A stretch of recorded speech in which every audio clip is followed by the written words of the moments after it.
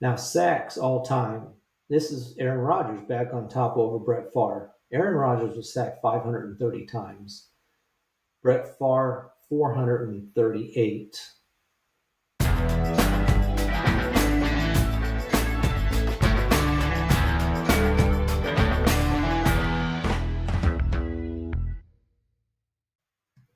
All right, welcome to Just the Stats NFL, the show that covers the NFL statistical leaders from the all-time greats to the current players leading the NFL. I'm Ernie Jennings, your host, and today we're back looking at another team from the NFC North. So at this time of this recording, we have 36 days to the start of the season. We actually had tonight the first preseason game. Amazing, and it's not even August. So today we're going to look at the third place Green Bay Packers. The Packers finished the season with a record of 11 wins, 6 losses. At home, they were 6 wins and 3 losses, and on the road, 5 and 3. And their demise was in the division, where they were 1 win, 5 losses, which explains why they ended up 11 and 6. 5 of their 6 losses were within the division, so they ended up third in the division. They did make the wild card game, but they lost to the Eagles 22-10, and that was the end of their season. Not too bad, considering some of the players did not have their best season. And we'll look at that right now as we look at the Packer players of 2024 and look at how they stand against the greatest Packer players of all time and other NFL greats of all time. So we'll do that right now on this episode of Just the Stats NFL. And as usual, we'll start with the coaches. Green Bay has been a team since 1921. And the coach who started that very first year, Curly Lambeau, is still the all-time winningest coach for the Green Bay Packers.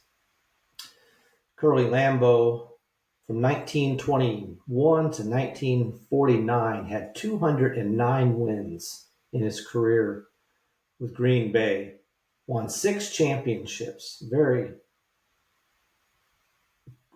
a great coach. Mike McCarthy, second, from 2006 to 2018, had 125 wins. He also had 1 Super Bowl. And then the coach probably everybody's heard of, whether you're even a football fan or not, Vince Lombardi, from 1959 to 1967, had 89 wins. Quite a few wins, actually, in the short time he played. Also won 5 championships. He had a winning percentage over 75%, so very good. Then we had Mike Holmgren from 1992 to 1998 with 75, and then Matt LaFleur, who's current coach since 2019, has 67 wins. So, 8 wins to tie Mike Holmgren, 9 wins to move into 4th place, which I think is likely this season for him to do that. Be a very disappointing season if he can't get 9 wins this season. So that's your coaches. Some great coaches in the history of the Green Bay Packers. A lot of championships, especially with Lambeau and Lombardi. And only 2 more outside of those 2, but still pretty impressive. All right, let's start with the career passing leaders. And we start off with Brett Favre as the all-time leader in yards throwing. Brett Favre from 1992 to 2007, actually, had 61,655 yards passing. Aaron Rodgers, if he had stayed 1 more year, which he didn't, but if he had, he most likely would have been the number 1 quarterback for the Green Bay Packers. But he was the quarterback from 2005 to 2022. He had 59,055, so he was only 2,600 yards behind. So very likely he would have caught him with 1 more year. Those are your top 2 by far. Jordan Love currently is 7th in yards. He has 8,154. With a 3,400 yards, which is highly likely, considering, that he threw for 33.89 in a bad season, um, and in 15 games, should very likely move all the way up to fifth place. And then it's going to be a couple years before he can catch Lindicki for fourth. But those are your top quarterbacks. They're, like I said, this is one area where Green Bay has some great players. Brett Favre currently all time in yards. Brett Favre finished fourth all time with 71,838 yards. Just only 102 yards behind Peyton Manning. So he's number 4 all time. And Aaron Rodgers currently is number 7 all time. And what's fascinating about this is Aaron Rodgers, as everybody knows, is with Pittsburgh Steelers now. He has a good chance. He only needs a little over 2,100 yards to move from 7th to 5th. And currently in 5th place is Ben Roethlisberger, the all-time passing leader for Pittsburgh Steelers. So he'll end up probably, if he plays an entire season, probably passing Ben for 5th place all time. So just as they are 1-2 in Green Bay Packers status, they'll be number 4 and 5, Brett Favre and Aaron Rodgers, as far as all-time quarterbacks and yardage. Now, when we're looking at touchdowns, this is where we see a flip. Aaron Rodgers is first with most touchdowns throwing with 475, and Brett Favre has 442. Currently, Jordan Love has 60. Really not that impressive for the amount of years he's been on the team. You're not even averaging. You're averaging like 20. So really not that great currently. But not to say that he can't improve, but just the way it is right now.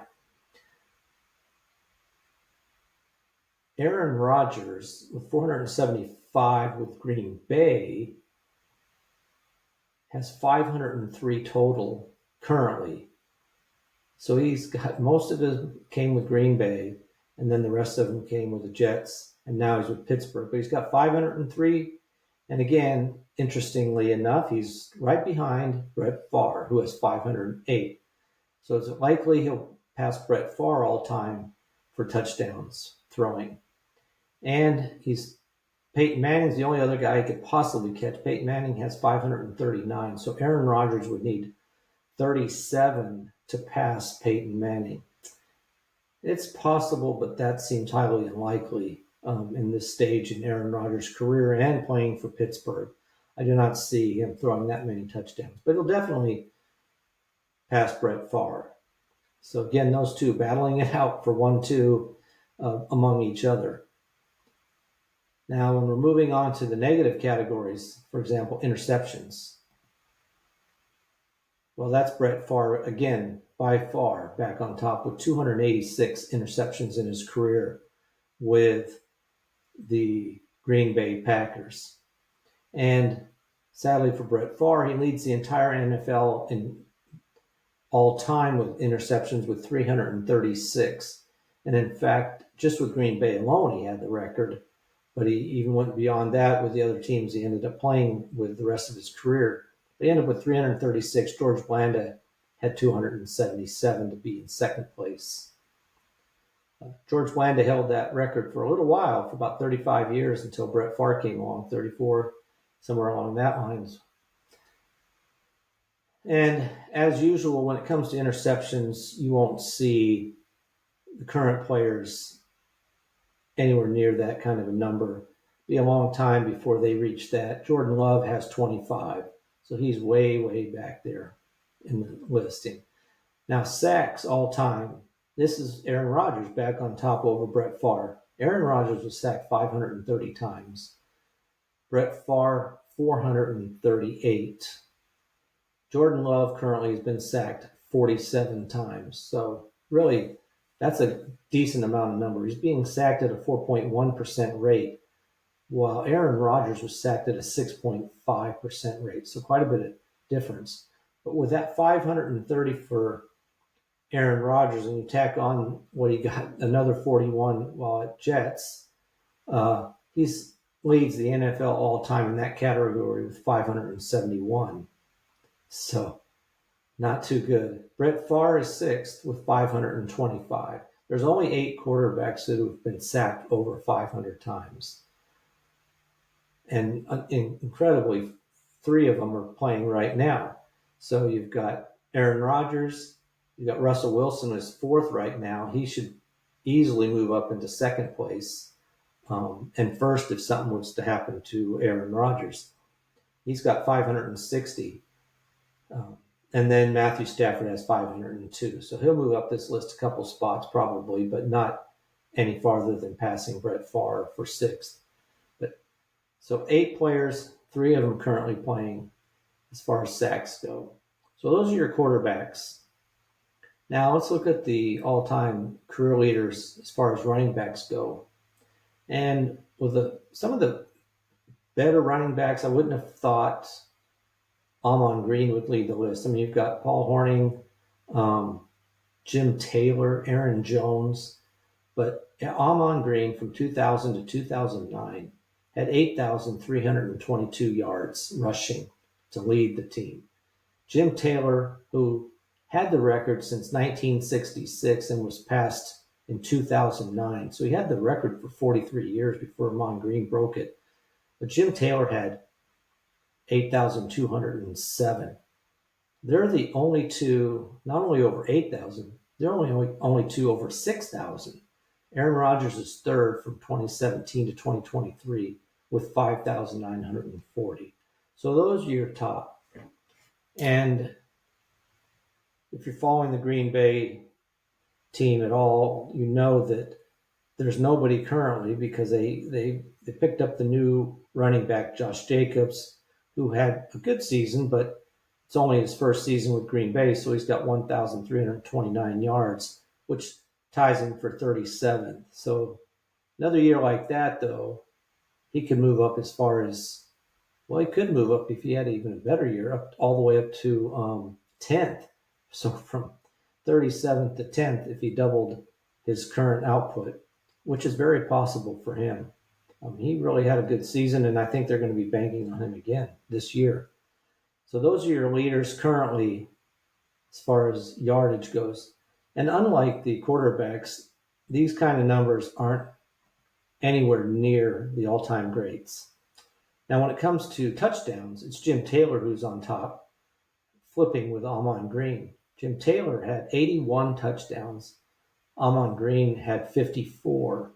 And then Paul Hornung from 1957 to 1966 had 50. So that's pretty incredible. You had Paul Hornung and Jim Taylor playing at the same time. Pretty incredible. Now, Paul Hornung did a lot more than just run with the ball, so that's probably why his numbers were not as the same as Jim Taylor's. But those are your top 3. And Josh Jacob already is 25th because he had a good season with 15 touchdowns last season. So we'll see how he does, how far he moves up this list in the next season. Those are your running backs. Now, when we're looking at the receivers, we'll start with receptions. Donald Driver, another one you wouldn't exactly think of because you had Davante Adams, you had Sterling Sharp, Jordy Nelson, Randall Cobb, James Lofton. I mean, Don Hudson again.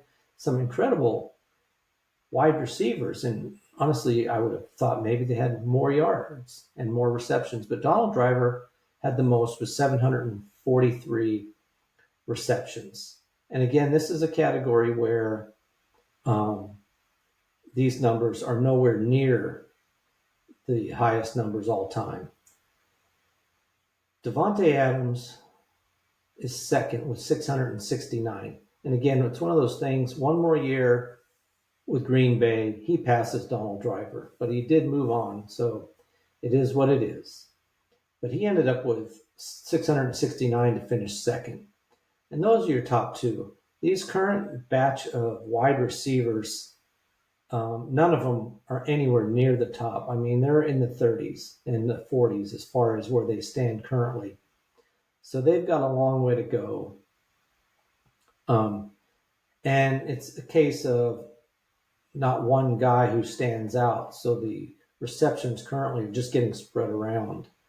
So it's going to take a long time or a different system as far as the passing game goes where one person might dominate.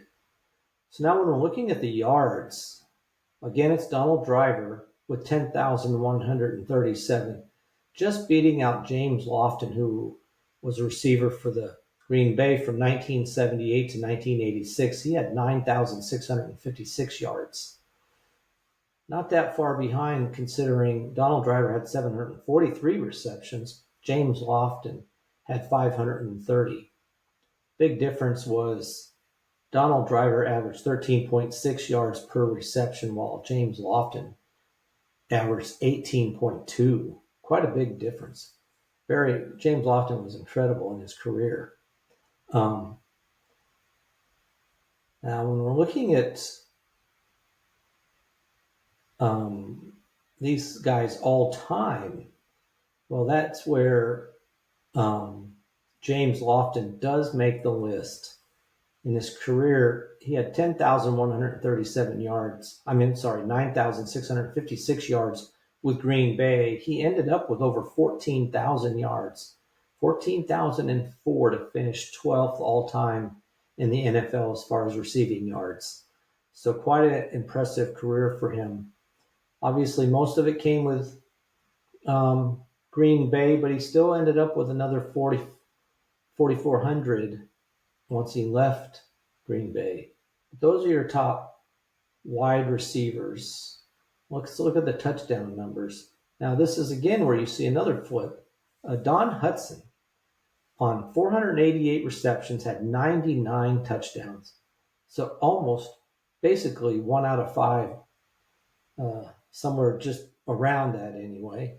1 out of 5 of his receptions were a touchdown. That's an incredible percentage. 20% of your catches are touchdowns.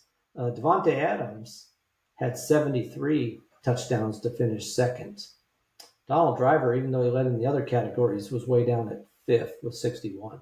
Those are your top ones. And again, the wide receivers currently on the team, there's none of them up here anywhere near the top. They're way, way back in the 30s again.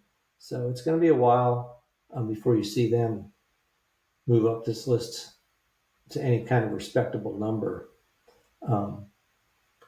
Now, Davante Adams, like I said, had 73 touchdowns with Green Bay. He currently, all time, he has 103, which puts him 10th all time in the NFL. There's only 12 wide receivers that have 100 or more receptions, and he's one of them. Pretty incredible. Don Hutson missed it by 1 touchdown.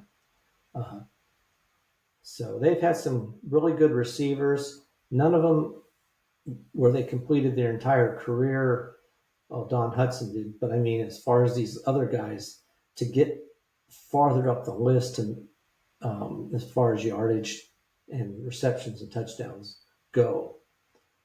All right, let's look at the defense. And we'll start with interceptions.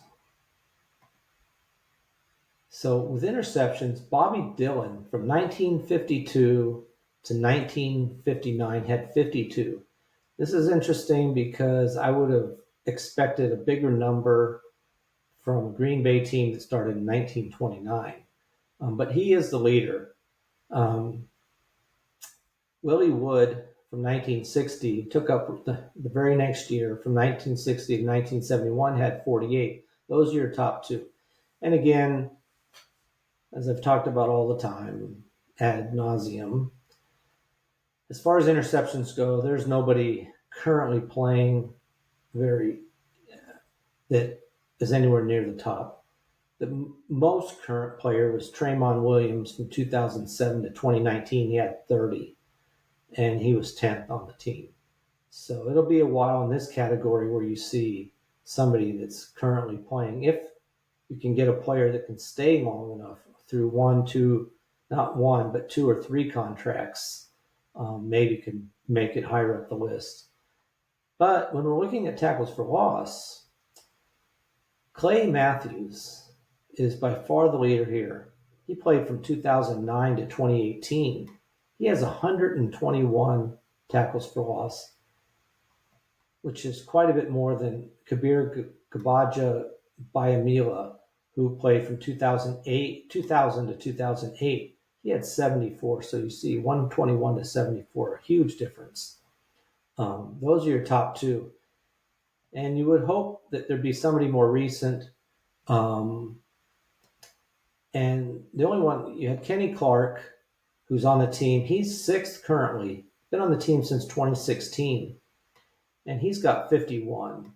It's a possibility he could move as far as fourth. If he had 10, he could tie for third. That's as far as he's really going to get. He'd tie Aaron Campman, who had 61, if he could get 10 this season.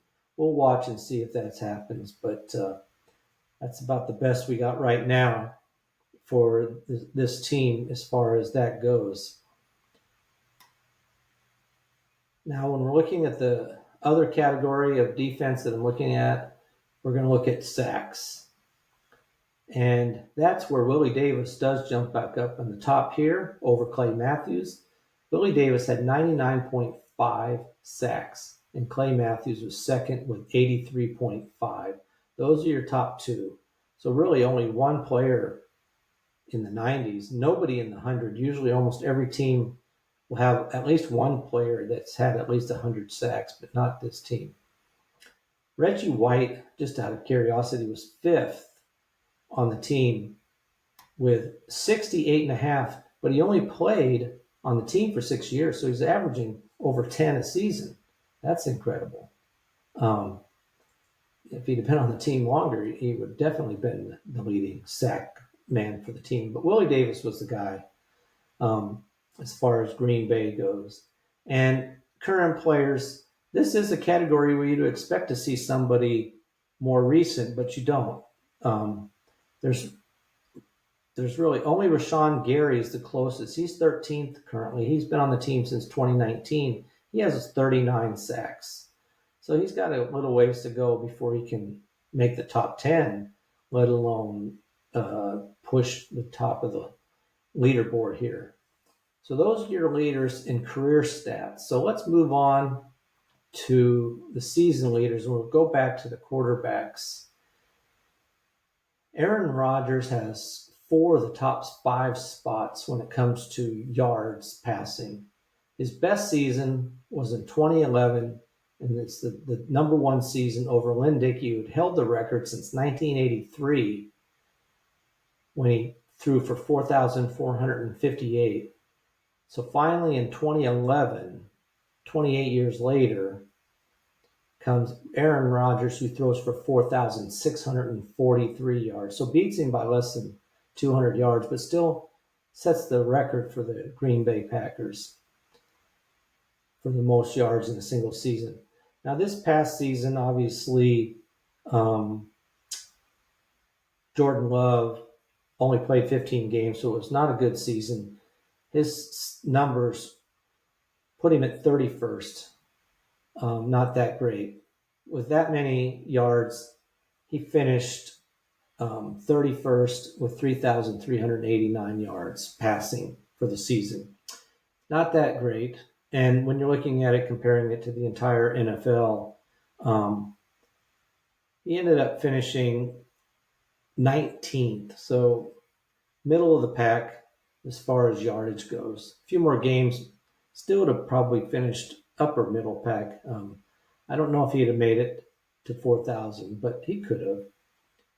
Probably not, though, actually.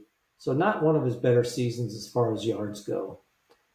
Now, when we're looking at touchdowns, Aaron Rodgers, again, not the same season when he threw for all the yards, but in 2020, he had 48 touchdowns to set the Green Bay Packer record. That's the most. Only 3 times has it happened where there's 40 or more touchdowns thrown in a single season, all done by Aaron Rodgers, who holds the top 4 spots. So 48 was his record. When you're looking at Jordan Love, he threw 25 touchdowns. So really not too bad, 25 touchdowns when you're looking at the amount of yards, but really not too good either. It's just kind of average. and which is why he finished in the NFL at 10th as far as touchdowns go passing. So just kind of average again, a little above what he did in yardage.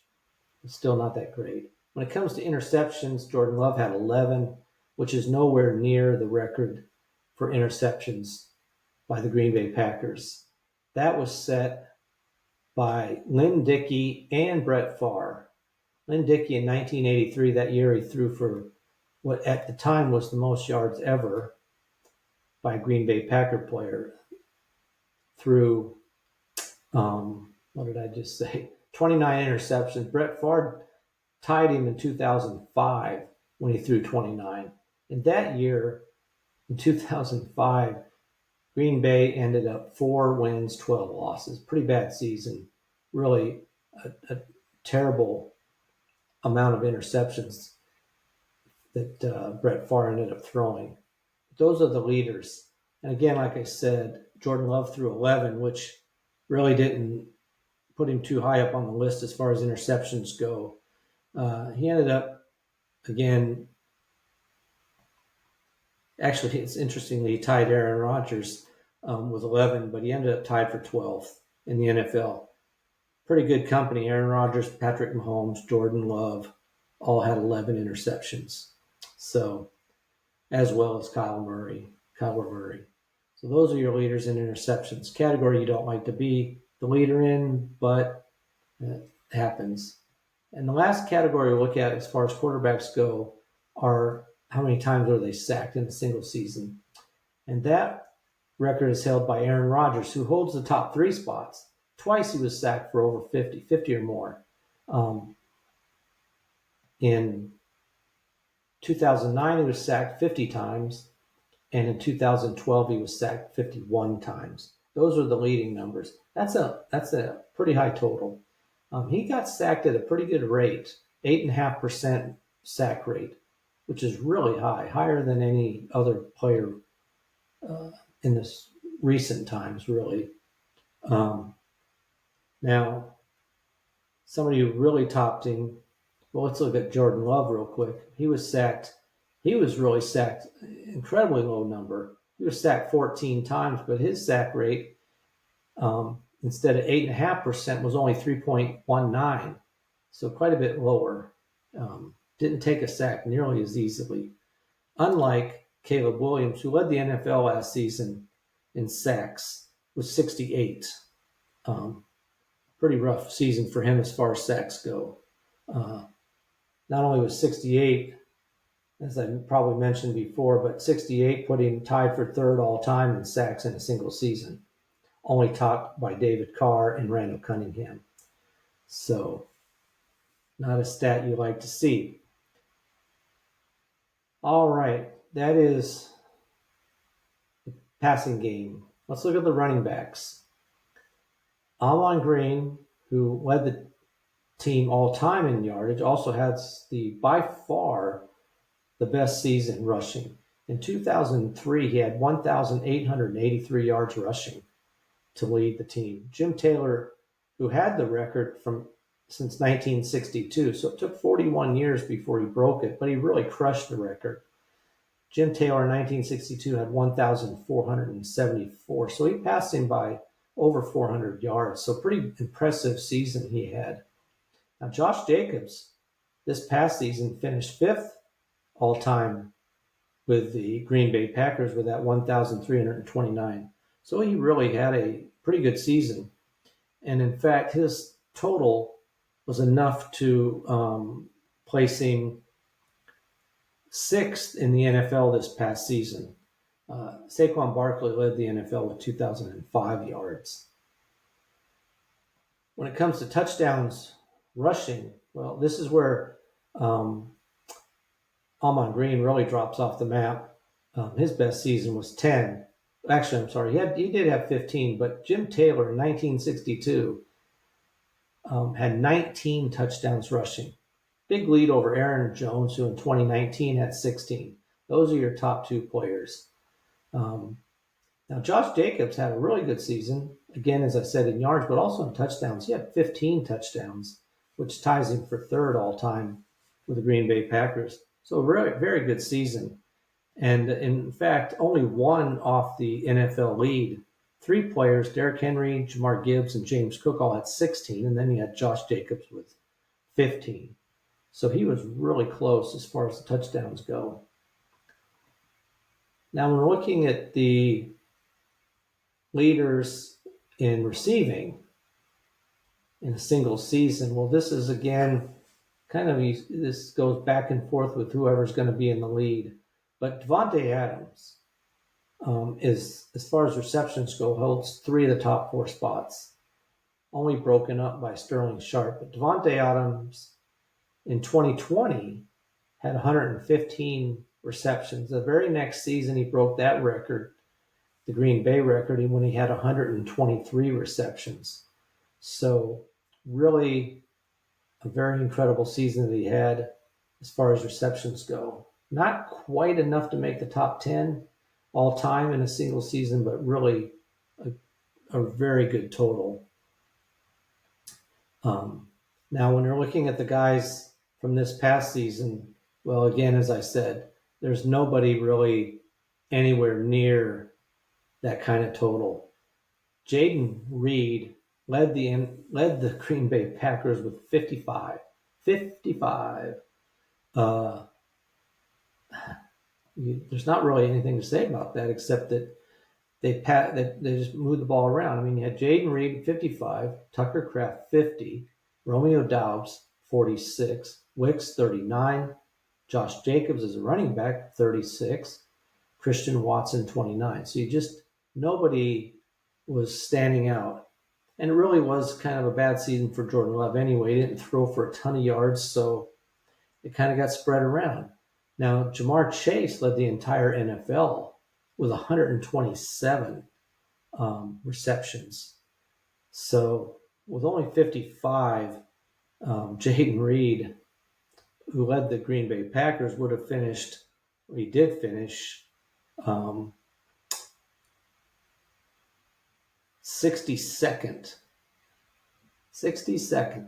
You figure there's 32 teams, almost double that, is really not a good number.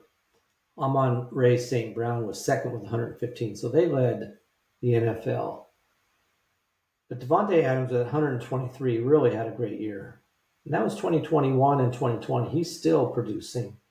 Unfortunately, not for Green Bay, but he is producing. And we'll see how he does this next season. Now, when it comes to yards in a single season, again, it's Davante Adams just beating out Jordy Nelson. Jordy Nelson had set the record in 2014 when he had 1,519 yards on 98 receptions. 2021 comes Davante Adams, and he had 1,553 yards. So he beat him out by 34 yards. Not too many, but it's enough. But it took him 123 receptions to do it. So Jordy Nelson really had a pretty good season. He averaged 15.5 yards per reception, while Davante Adams averaged 12.6. So that's your difference. And again, when we're looking at yards this past season for Green Bay, well, Jordan Reed on his 55 receptions had a good yards per reception at 15.6, but ended up with 857 yards. So they didn't have no one even close to a 1,000-yard season. In fact, their tight end was second with 707 yards. So those are your top 2 receivers this past season. And again, it was Jamar Chase who led the entire NFL with 1,708 yards. He was the Triple Crown guy as far as receiving goes. With 857 yards, that put Jaden Reed way down at 36th in the NFL.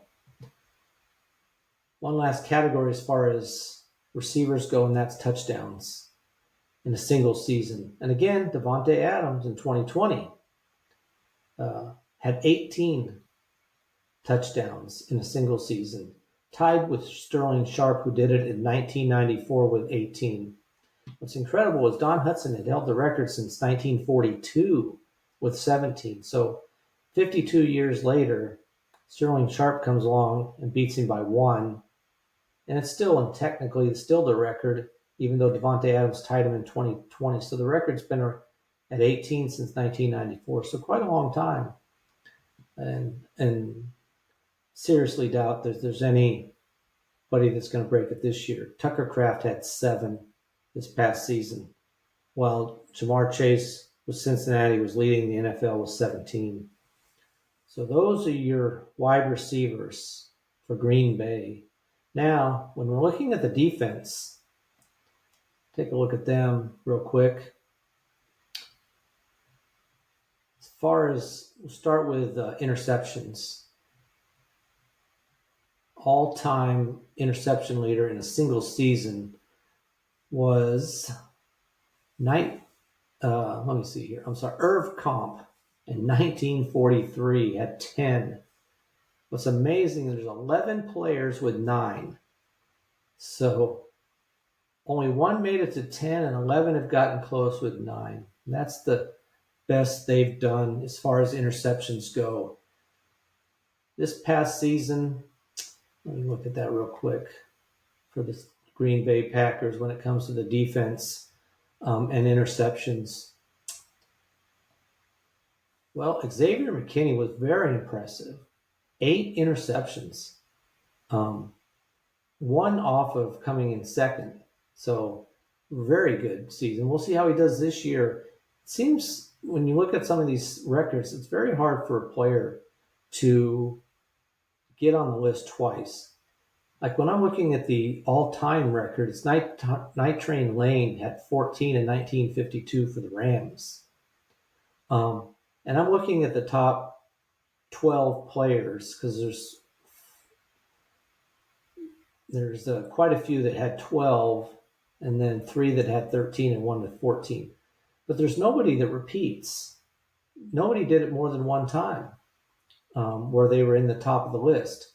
So it's a very hard thing, it seems, to make this list more than once. But so we'll see how Xavier McKinney does this next season. I mean, other teams may think twice before throwing in his direction. If he's going to have 8 interceptions, they may think twice about that. So he may not have that kind of a number this next season. So he was very impressive. I mean, really, when you're looking at it, as far as interceptions go, he ended up finishing second in interceptions. If I can get this to come up here. Every time when I look at the defense, it seems to want to give me a little bit of a hard time. One more time. Here we go. Getting there. Huh.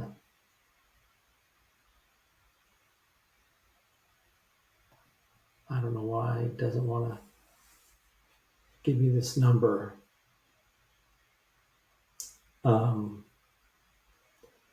McKinney it's gotten off track here for some reason. Well, McKinney was second. I know that. I'm trying to find the guy. I don't know why it doesn't want to give me the right number here. Let me try this again. Switch over here and come back to it. Sorry about that.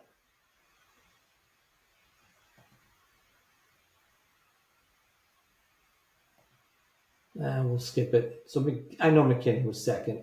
I just can't remember who was first.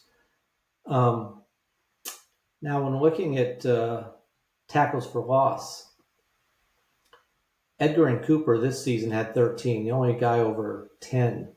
And then, as I was mentioning, Rashawn Gary had moved up the list quite a bit.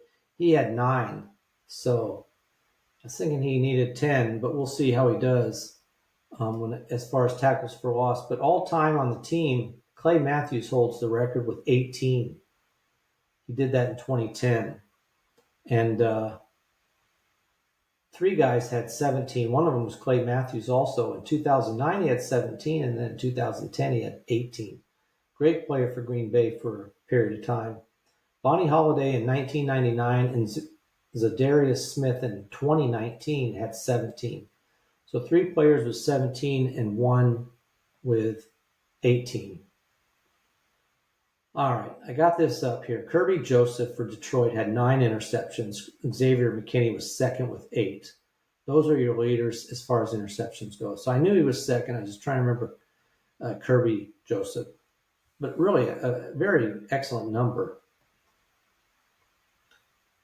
All right. So as far as the tackles for loss go, Myles Garrett had 22, which would have been enough to set the record for Green Bay by quite a big difference. But Myles Garrett had 22, which was the most, only player over 20, in fact. But Edgar and James with 13, not too bad. He was kind of down the list a little bit, but not too bad. He finished 15th. So middle of the pack there, but not too bad. Now when it comes to sacks all time, that's Tim Harris on the unofficial list and the official list. He did it in 1989. The official list started in 1982, while the unofficial list started in 1960. Tim Harris had 19 and a half sacks in 1989. Unofficially, Ezra Johnson in 1978 had 17 and a half, and Reggie White in 1998 had 16. On the official list, Tim Harris had 19 and a half, like I said, in 1989. Reggie White, 1998, had 16. And then Aaron Campman, 15 and a half in 2006. Those are your leaders. And this is a category, really, they fell off the map here as far as Green Bay goes, something they're going to definitely want to change. But Rashawn Gary led the team with 7.5 sacks. Davante Wyatt had 5. Those are your top 2 players. No one in double digits, so really an area where they're going to want to work on as far as that goes. So that is a look at your Green Bay Packers. Now, coming into 2025, how do they look? Well, the odds makers have them at 9.5 wins. They had 11 last season. I don't see why they can't get there. Again, they play in a very tough division, but and they only had 1 win in the division, so they're going to really have to improve there to do better than they did last year.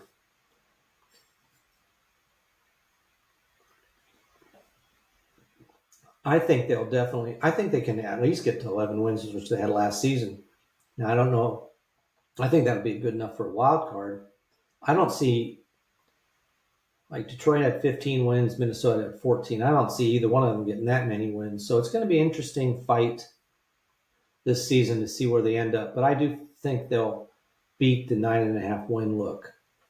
So their fantasy outlook, and why do I say that? Well, they still have Josh Jacobs.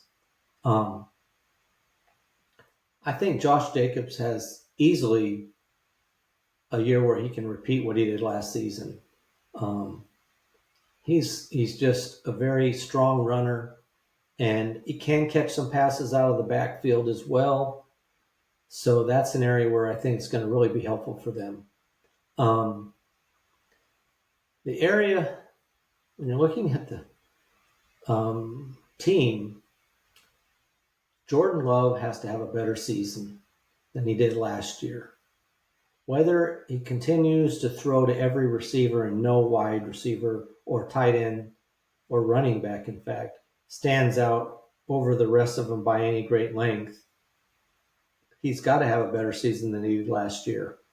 Got to not get hurt, and he's just got to throw and just do a little bit better all around.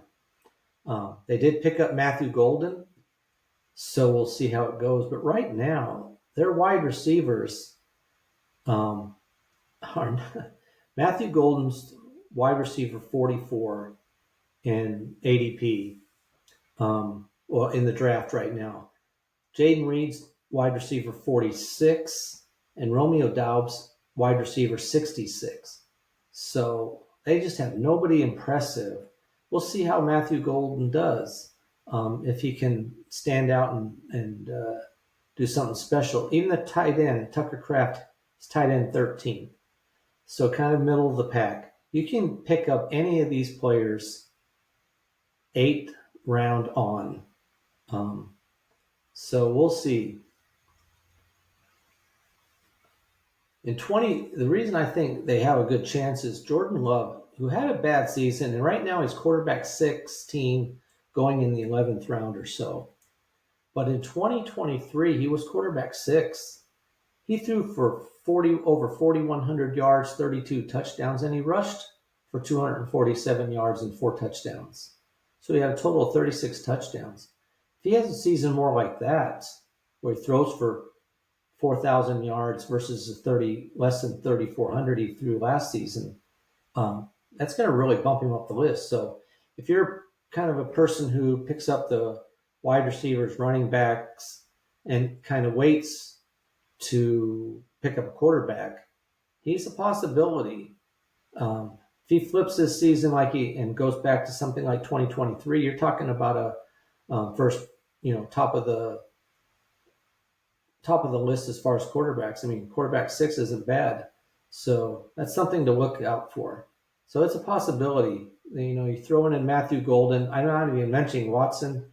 If he can play, if he can ever stay healthy for half a season, throw him in the mix too.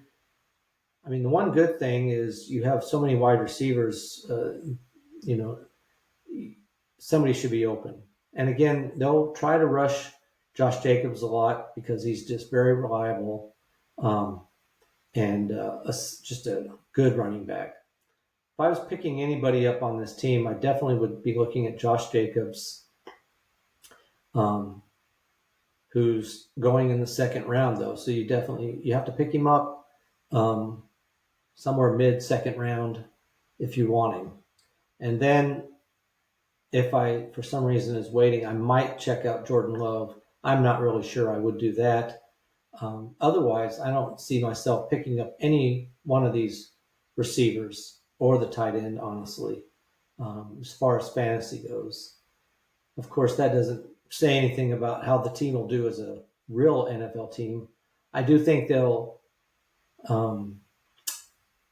finish with more than 9.5 wins, though.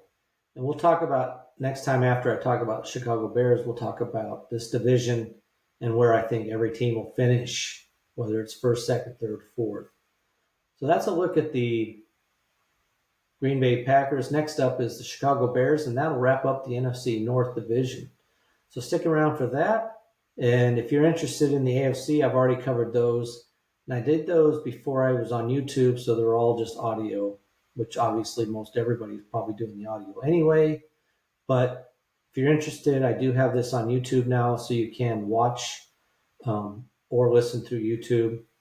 And of course, you can listen on Apple, Spotify, and wherever else you might listen. You can contact me if you have a question or a comment at justthestatsnfl@gmail.com or on Facebook, X, Instagram. So there's plenty of places. I appreciate it if you would subscribe and like this podcast. It really helps out. And as I continue to try to improve on this podcast. So that is a wrap for this episode of Just the Stats. I appreciate you listening. And so until next time, I am out.